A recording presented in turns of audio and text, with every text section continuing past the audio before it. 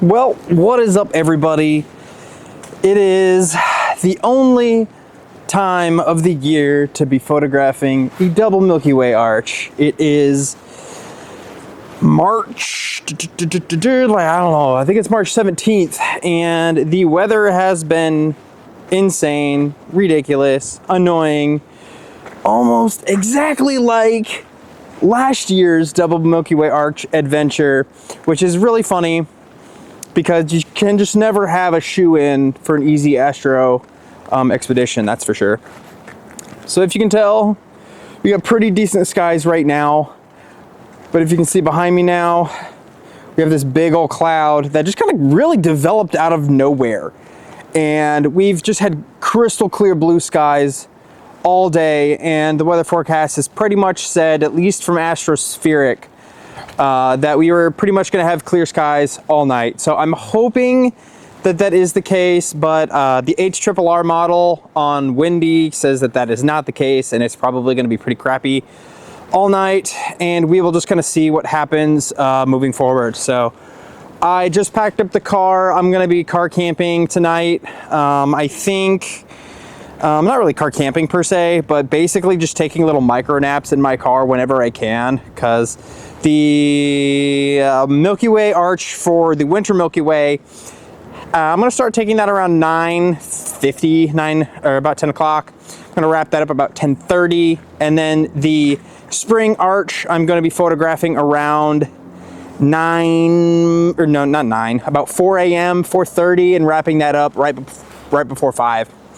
And it's so funny because tomorrow would be the only day of the month, or the one day of the month, that we have a monthly 7 a.m. meeting at work. So I have to be at work at 7 a.m. and it is about a 1.5 hour drive from the location to my office. So pretty much I have to wrap up, pack up, and go and drive straight into the office to be ready to work. So it's gonna be great.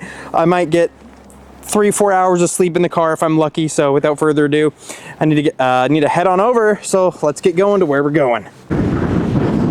Wow, it is crazy windy.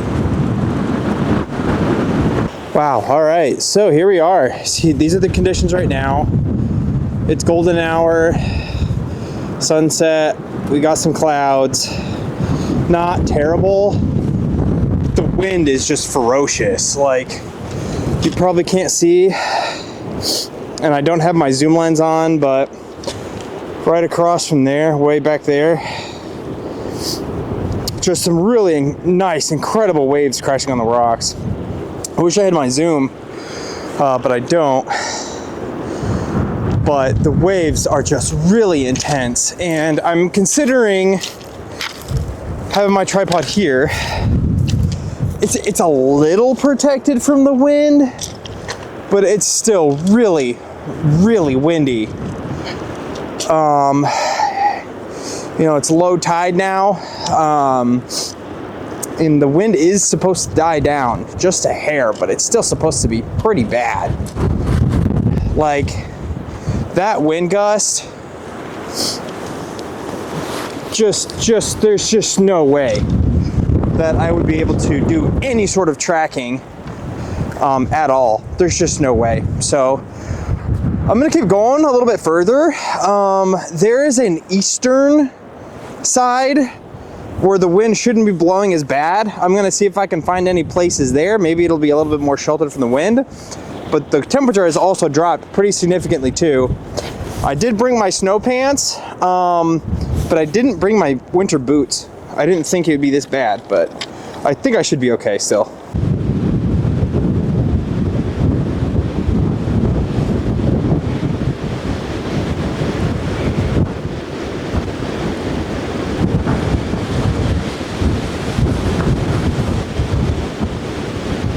Just insane with this wave.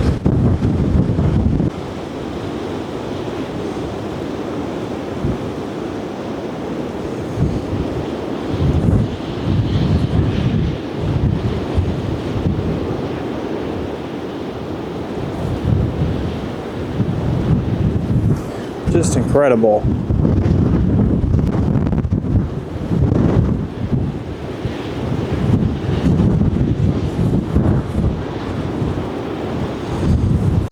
right, so it is blue hour, and this is kind of what we're working with right now. My horizon's not great, but at least to the west, which is the Winter Milky Way, so, but it's high enough to where I can still kind of see it and make it out. So this is my nice rocky foreground I got going on. But here's what I'm a little concerned about is, you know, obviously I got my tripod right here. I'm in this little area here. You can obviously see some puddles, so clearly water gets at least splashed up here. I think I'll be okay. You can tell over here that it's definitely a bit more wet. That's a lot more wet. And it's gonna continue to be pretty windy and wavy all night, and I'm pretty sure it's low tide right now, or it's fairly low tide. So that just means these waves are going to start creeping up more and more and more. So I don't have to worry too much, except for you know, in the morning when the Milky Way core pano is coming. So you know what, we'll just kind of see what happens, and I'm going to start taking the blue hour foreground. Well, we're well into blue hour, astronomical twilight. Got some stars popping now. This cloud is just taking its sweet time, just kind of getting out of here. I'm really tempted to shoot from right here, but I'm just scared because, I mean, these waves, I mean, I did find out that it is, I don't know, maybe 8 o'clock now. It is about halfway to high tide, so we're not quite at low tide, so at least the waves are about as halfway up as much as they'll come up. So I'm feeling a little bit better about being up as high as where I am, but I'm still, you know, obviously cautious.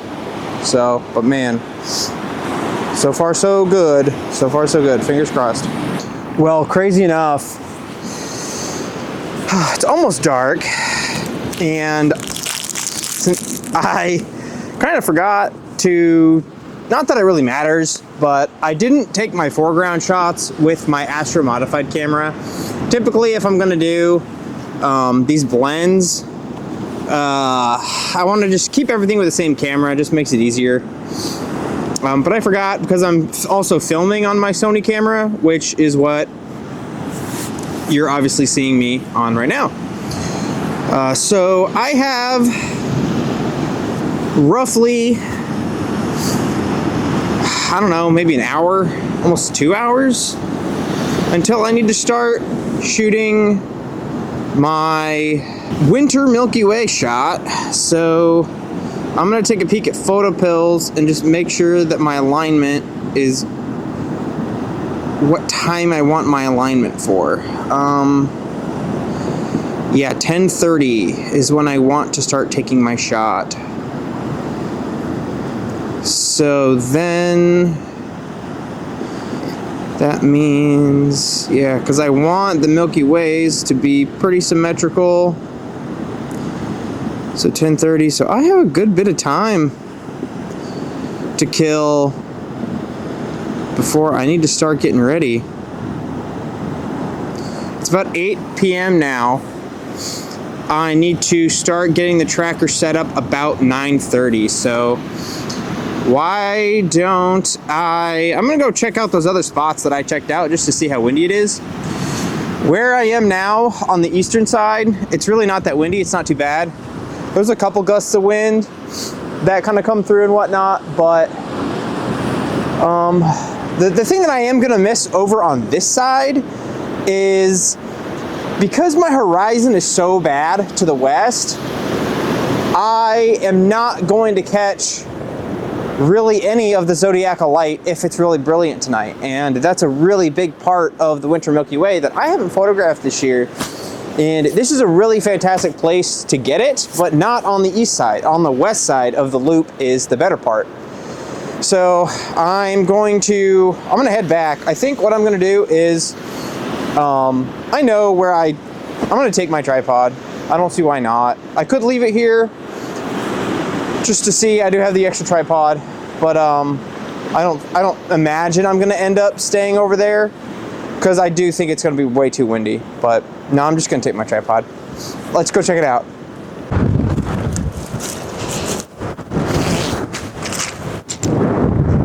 Wow. So obviously it's so crazy windy. I think what I could do is I could do a single panorama here, but I don't want to. It's just too windy. And I just took some test shots. This is some of the most intense red air glow I have ever seen. So I'm gonna pack up here because I want to do at least a 360 pano, just because how absolutely insane the air glow is right now. But I want to do it tracked. So I'm gonna hop back in the car and get back over to where there's no wind.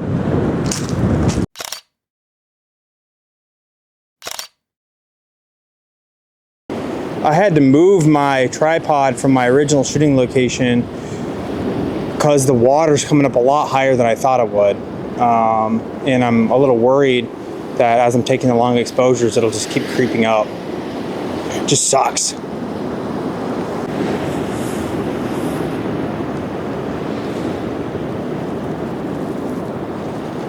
Ooh, the stars are nice and bright. It's so good out here.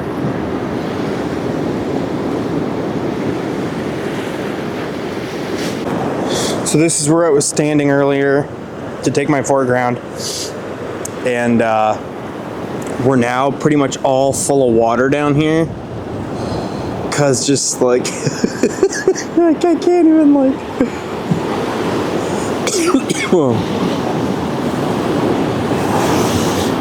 I mean, it's just crazy. The waves are just unbelievable. I know I've shown you guys the waves like a million times, but like, it's hard to believe. It's hard to fathom just the insane power behind these waves. And I do not want to get caught, you know, in any of these. No sirree, no I do not. And I don't want salt water getting on any of my stuff either, for obvious reasons. Well, it's about 10:30, 10:40. Winter shot came out great. I'm now in the car. I just set up the camera for a time lapse. It's now officially high tide. Camera's in a great spot. I'm not worried about it getting wet by any means. So it would take quite the huge wave for something to happen, and then if something happened, I'd be screwed. But I'm sure it'll be fine. So now I am going to, I just plugged my phone in. Now I need to set an alarm to get up. I'm going to get up about 3 is the plan. I want to see if I can get some like single core rising compositions. And then maybe 3:30 just so I can get a little bit of extra sleep. And then my core pano, I'm going to take about 4:30. Twilight starts about 5. And I'm going to retake my foreground pano from the new spot that was a little bit different. I did take the foreground pano, but somehow I think I must have bumped the white balance on the Benro because it moved from the custom white balance to whatever that lightning bolt is. I forgot what that one is. I think it's flash. Everything was like I was just shooting on the sun. It was so orange, so red. It was pretty funny. But anyways, I'll catch you guys back when we wake up.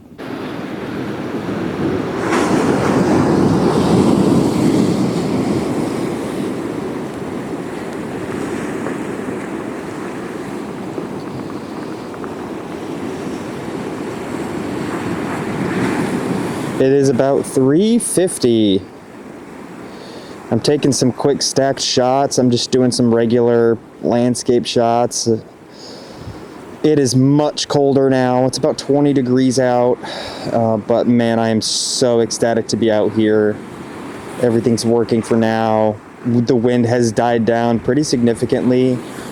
There's some random little gusts here and there, but all in all, it's much better considering how much colder it is now. But man, Milky Way is looking beautiful right now with some really nice green air glow. Well guys, wrapping up an incredible night. It's about 5 a.m. now. I just wrapped up my foreground for the second time just to make sure I got that. Crystal clear all night. Fantastic. I literally can't be more excited. I just have work in 2 hours. I did not get great sleep, of course. Never do on these, you know, little power nap astro trips, especially when it's 20 degrees out. But man, thanks for sticking along to this video. I really hope you enjoy these shots. I got a couple little bonus shots here and there that I think are really going to turn out great. It's going to be cool to see the comparison between the Astro modified shots and the non-Astro modified shots with the Sony. Took a couple there, and it's always great to take advantage of the incredible dark skies here in Maine. I'm in the Scoodic Peninsula, which is a more secluded, less visited area of Acadia National Park. I'll plug up some videos, or at least 1 or 2 videos that I've done over here. I did some dark sky readings, and incredible as always. 20, 21.5, 21.55 seem to be the pretty typical for the readings. So yeah, without further ado, let's get on to those epic shots. Thanks for watching.